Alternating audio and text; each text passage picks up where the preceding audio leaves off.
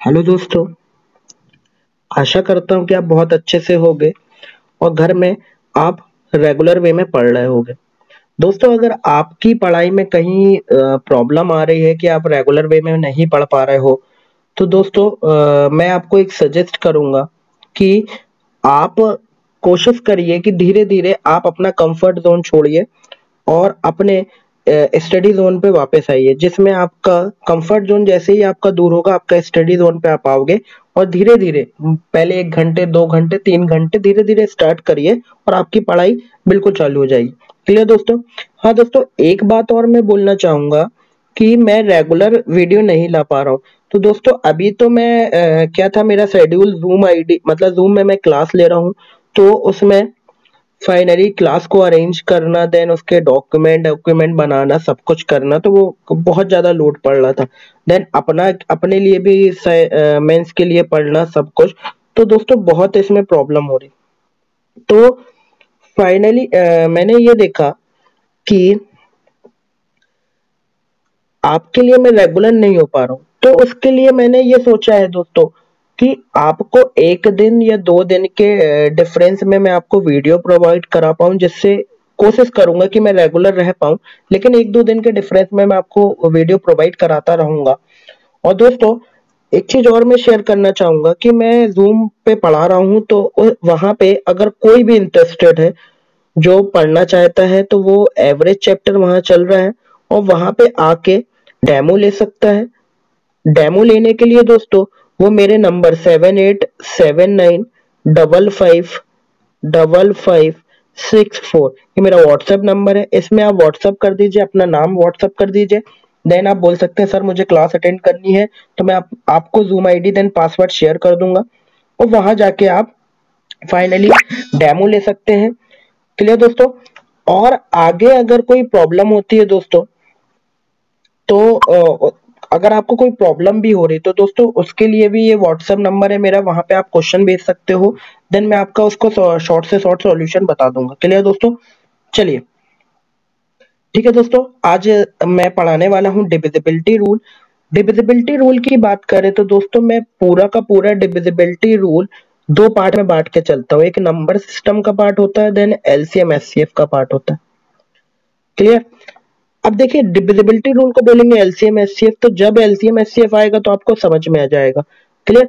अभी number system के part में मोस्टली जितने क्वेश्चन बनते हैं वो मैं आपको यहाँ पढ़ा दे रहा हूँ। देन और बाकी जो क्वेश्चन होंगे वो मैं आपको एलसीएम एचसीएफ में कंप्लीट करा दूंगा, प्रोवाइड करा दूंगा। क्लियर दोस्तों? चलिए दोस्तों, मेरे को डिविजिबिलिटी रूल ये आपको पता होगा, लेकिन मैं आपको बता दूं जो स्टार्टिंग से मेरी क्लास सोच रहे हैं, तो मैं उनके लिए बिल्कुल स्टार्ट से बताना चाहूंगा, जीरो लेवल से, क्योंकि मेरा स्लोगन भी यही है कि बेसिक से एडवांस लेवल तक, तो बिल्कुल जीरो से बताऊंगा। तो बोलता है टू का, टू मतलब होता है लास्ट डिजिट 2 से डिवाइड, मतलब ये बोला जाता है कि 2 की पावर 1, मतलब अगर पावर जितनी है उतना ही डिजिट 2 से डिवाइड होगा या 2 की पावर से डिवाइड होगा। क्लियर? तो जैसे मैं बोलता हूँ लास्ट डिजिट, तो लास्ट डिजिट में कितनी वैल्यू होती है? 1। तो 1 मतलब लास्ट एक डिजिट क्या होगी? 2 से डिवाइड होगी। जैसे ही देखिए यहां समझ में आ जाएगा, 2 की पावर 2 करा मतलब 4 आया, तो लास्ट 2 डिजिट हो गया।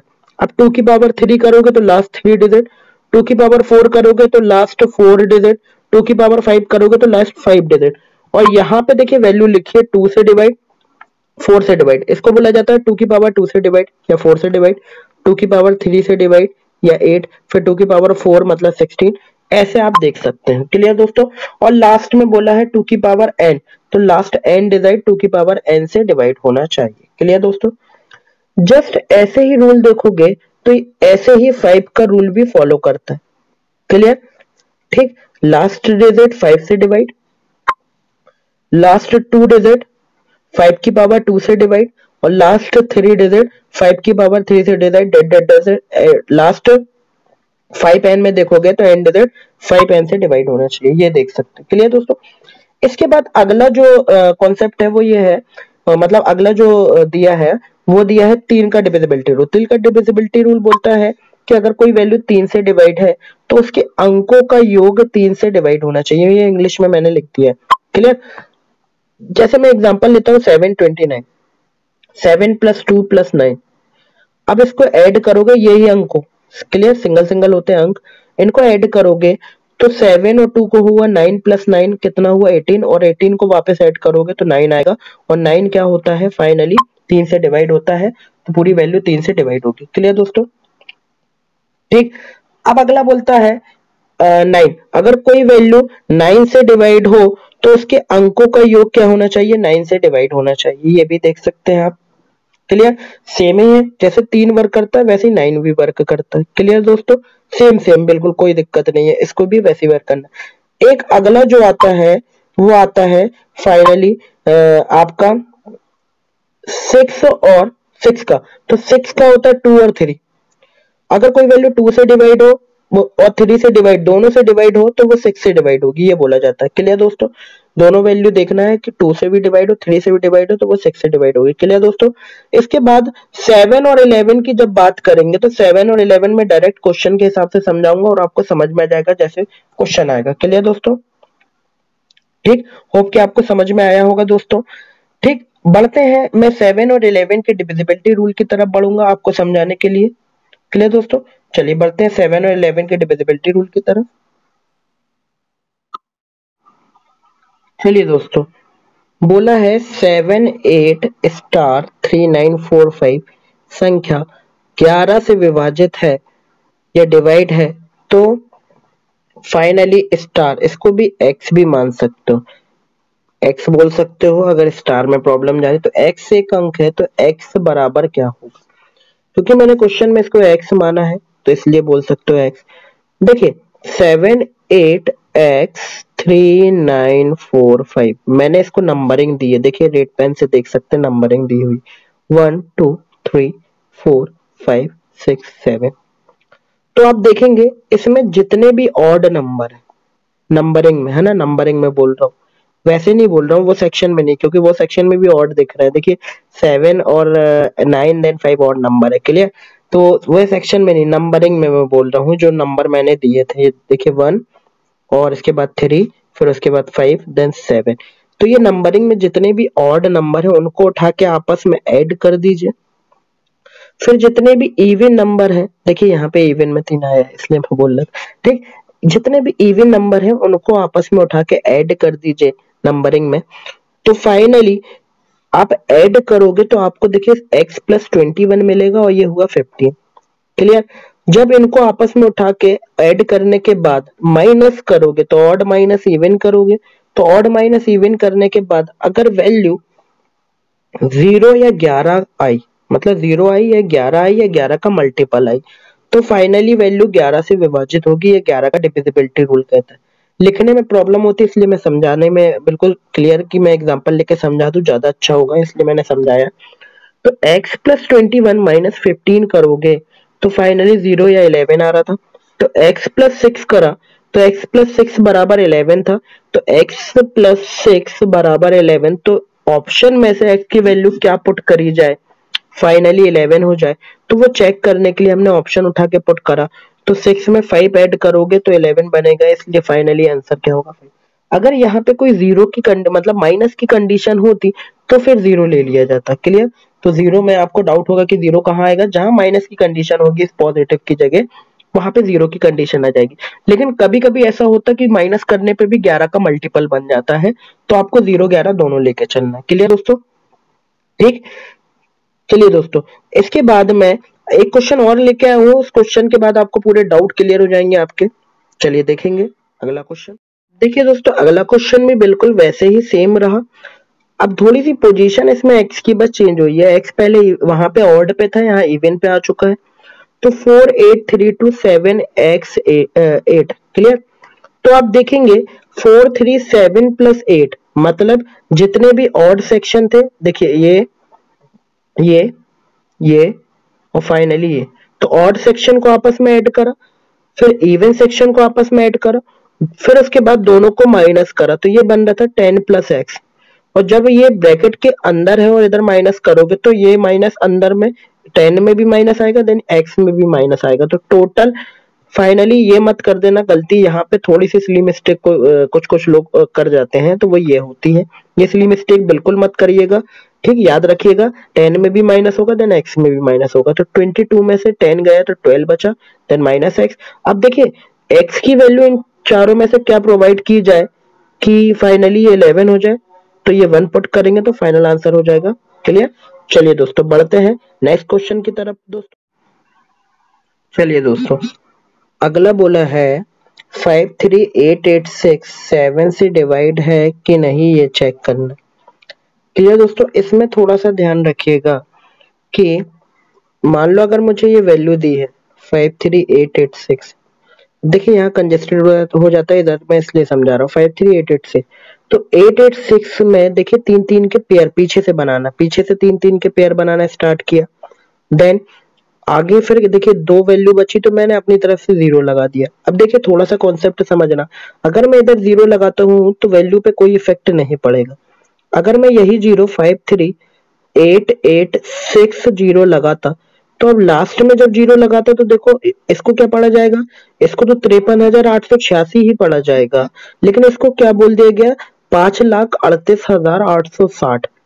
क्लियर? तो थोड़ा सा ये बेसिक चीज है, आपको ध्यान रखना चाहिए। ठीक, तो आगे जीरो लगाने पे वैल्यू पे कोई इफेक्ट नहीं पड़ेगा, ये आपको पता होना चाहिए। क्लियर दोस्तों?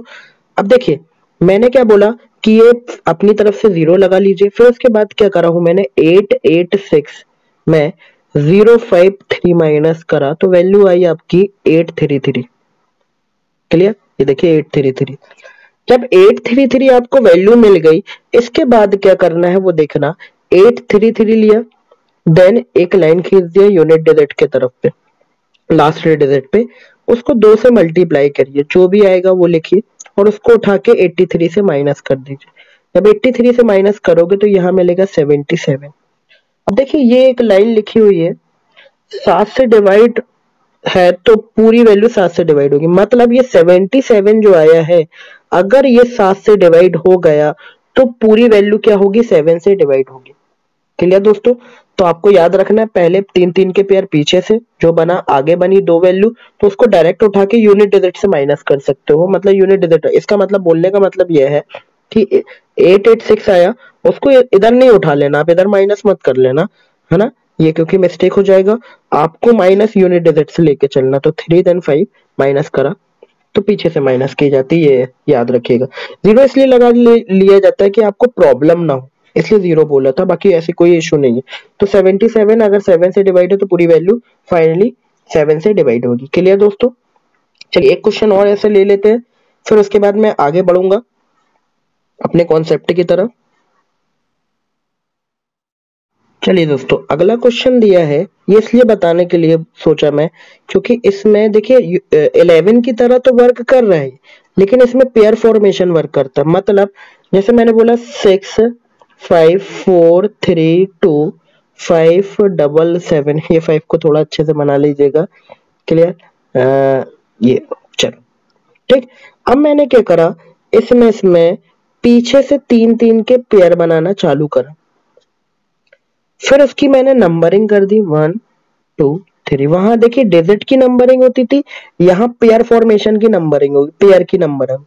तो मैंने पेयर का नंबरिंग कर दिया। देन उसमें भी देखिए जैसे 11 में चलता था वही वहां पे normal single single value odd even section पे चलती थी, यहाँ पेयर ऑड इवन सेक्शन पे चली। तो दोनों ऑड पेयर को आपस में ऐड कर दिया, देखिए 577 और 65 को ऐड किया, तो 577 65 को ऐड किया। देन इवन वैल्यू से माइनस कर दिया, तो ऑड माइनस इवन करा तो फाइनली कितना आया 210 आया, और 210 7 से डिवाइड है इसलिए पूरी वैल्यू क्या होगी 7 से डिवाइड होगी। ये चेक कर सकते थे आप। क्लियर दोस्तों? क्लियर? होप कि आपको समझ में आया होगा दोस्तों। ठीक, तो यहाँ पे मैंने 11 और 7 का डिविजिबिलिटी रूल आपको समझा दिया। क्लियर? ठीक, अब आगे कोई ऐसा डिविजिबिलिटी रूल समझाने की कुछ है नहीं, मैं आपको डायरेक्ट क्वेश्चन पे लेके चलूंगा। क्लियर दोस्तों? मैं आपको क्वेश्चन पे लेके जाऊंगा। ठीक, मैंने आपको पहले भी बता दिया है कि डिविजिबिलिटी रूल हमारा दो चीज पे डिवाइड है, एलसीएम पे और नंबर सिस्टम में। तो अभी हम नंबर सिस्टम वाला डिविजिबिलिटी रूल पढ़ रहे हैं, एलसीएम वाला भी सजेस्ट यही होता है। क्लियर दोस्तों? चलिए बढ़ते हैं पहले क्वेश्चन की तरफ। चलिए दोस्तों बढ़ते हैं पहले क्वेश्चन की तरफ। पहला क्वेश्चन ये रहा, बोला है 2 की पावर 71, 2 की पावर 72, 2 की पावर 73 और 2 की पावर 74 डिवाइड है इन चार ऑप्शन में से किसी एक में से। चलिए देखेंगे। अगर मैं 2 की पावर 71 को बात करूं तो 2 की पावर 71 को मैं तोड़ नहीं सकता, मतलब तोड़ तो सकता हूँ नीचे वाले पावर में, लेकिन चारों में सबसे छोटी पावर 2 की पावर 71 है, इसलिए 2 की पावर 71 को तोड़ेंगे नहीं, ब्रेक नहीं करेंगे।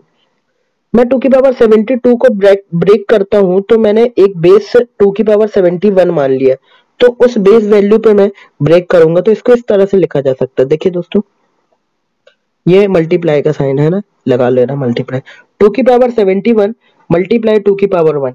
एक कॉन्सेप्ट आपने मैथमेटिक्स का बिल्कुल बेसिक कॉन्सेप्ट पढ़े हुए होंगे दोस्तों। बोला जाता है कि अगर कोई वैल्यू है आपस में मल्टीप्लाई में है और पावर में है, अगर उन पावर वाली वैल्यू में उनका अगर बेस, ये बेस होता है, अगर ये बेस आपस में सेम हो तो पावर आपस में ऐड हो जाती है, लेकिन पोजीशन क्या होना चाहिए कि उनके बीच मल्टीप्लाई का साइन होना चाहिए। फिर से सुनिए, अगर बेस सेम है तो पावर ऐड हो जाती है, कब? जब मल्टीप्लाई का साइन हो। ये डायरेक्ट पढ़ा जाता है। तो देखोगे 2 की पावर, देखिए मैं इसको अलग कर दूं, 2 की पावर 71 में 1 को ऐड करोगे तो 2 की पावर 72 बनेगा, तो इस तरह इसको ब्रेक कर लिया गया। क्लियर? देन इसी तरह मैंने 2 की पावर 73 को भी ब्रेक किया, 2 की पावर 2 की पावर 71 इंटू 2 की पावर 2 के फॉर्म पे। देन 74 को भी इसी तरह ब्रेक कर लोगे और ये पूरा ब्रेक हुआ सेक्शन ये। अब देखोगे सब में 2 की पावर 71 ये है, इसको कॉमन निकाल लिया। कॉमन निकालने के बाद देखो, अगर यहां से 2 की पावर 71 कॉमन बचा तो मल्टीपल कोई भी नहीं बचेगा, मतलब 1 बचेगा। अगर यहां से 2 की पावर 71 कॉमन निकलता है तो देखिए मल्टीपल 2 है, 2 बचेगा। 2 की पावर 71 कॉमन निकलता है तो देखिए मल्टीपल इधर 2 की पावर 2 है, 2 की पावर 2 का मतलब होता है 4, 4 बचा। और यहाँ से 71 2 की पावर 71 निकला तो 2 की पावर 3 देखिए ये मल्टीपल है, इसका मतलब होता है 8, यहाँ पे 8 आ गया। क्लियर दोस्तों?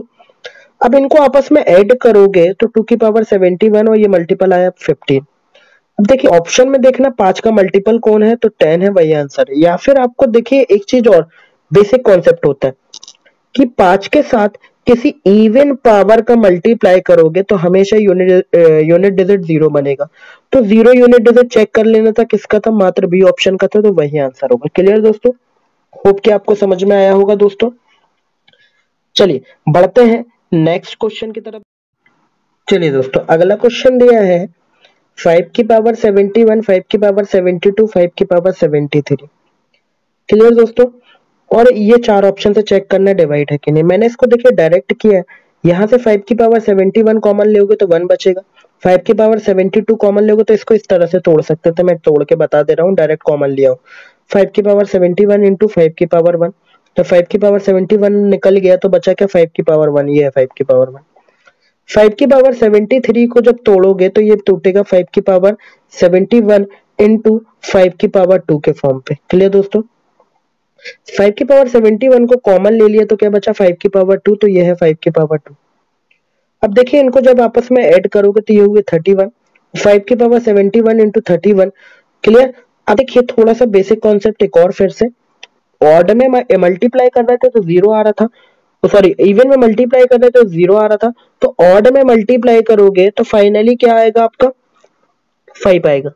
क्लियर? 5 इंटू ऑड करोगे तो यूनिट डिजिट 5 मिलेगा, तो यूनिट डिजिट 5 चेक कर लेना था, किसका था? एकमात्र सी ऑप्शन का था। क्लियर? तो वही आंसर होगा। क्लियर दोस्तों? ठीक है, होप कि आपको ये समझ में आया होगा। फिर इसके आगे एक कॉन्सेप्ट और है, वो भी मैं समझा दे रहा हूँ। ठीक, फिर उसके बाद बढ़ेंगे हम एलसीएम एचसीएफ की तरह चैप्टर की तरफ, तो वो अगली वीडियो में आपको प्रोवाइड कराऊंगा। क्लियर दोस्तों? चलिए लास्ट क्वेश्चन है इसके बाद। ठीक, चलिए दोस्तों, अगला कॉन्सेप्ट ये रहा दोस्तों। अब इसमें दिया है 19 की पावर 5 और 21 की पावर 5। अब देखिए दोस्तों, इसमें एक कॉन्सेप्ट चलता है पावर वाला कि n ऑड होगा और देन n जो होगी वो पावर इवन होगी। क्लियर? तो इवन पावर होगी तो क्या करेंगे, देन ऑड पावर होगी तो क्या करेंगे। क्लियर दोस्तों? अब देखिए दोस्तों, ये समझने का कॉन्सेप्ट आपका नहीं है, आप तो बस डायरेक्ट क्वेश्चन देखिए, आप ऑप्शन के हिसाब से चलिए, क्योंकि वो आप समझेंगे तो थोड़ा आपको लंबा हो जाएगा, और बहुत लंबी प्रोसेस रहती है वो। आप तो कॉन्सेप्ट क्वेश्चन के हिसाब से चलिए। अगर मैं ये ऑड पावर है तो डायरेक्ट ज्यादातर आपके में ऑड ही पावर आएगा, इवन पावर नहीं आता है। क्लियर?